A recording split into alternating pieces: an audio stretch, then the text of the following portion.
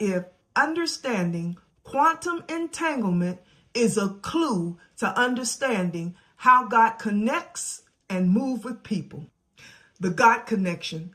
It's not about fellowshipping at church or partnershiping with people. This is about the physical interacting, physical entanglement with Father God. But there are some people who deliberately do things. See, that's the difference in the blaspheming against the Holy Spirit. There's a deliberate,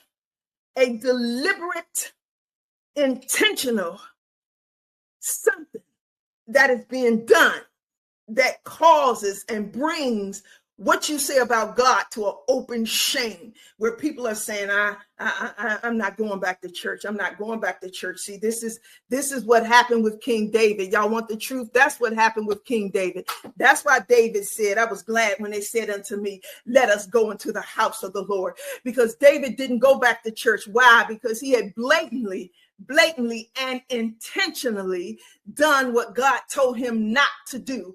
And so God sends Nathan the prophet to him, and he began to explain to David that Nathan was a real prophet. He didn't go in there for gain. He didn't go in there for filthy lucre. He went in there and he told David the truth. He said, you the one, David, who has done this thing against the Lord. He said, listen, you got those bean pie eating people. Yes, see. You got them saying that God ain't real, that's not the right God, all because you are sitting in leadership positions and you are participating in acts of uncleanness according to the word of God.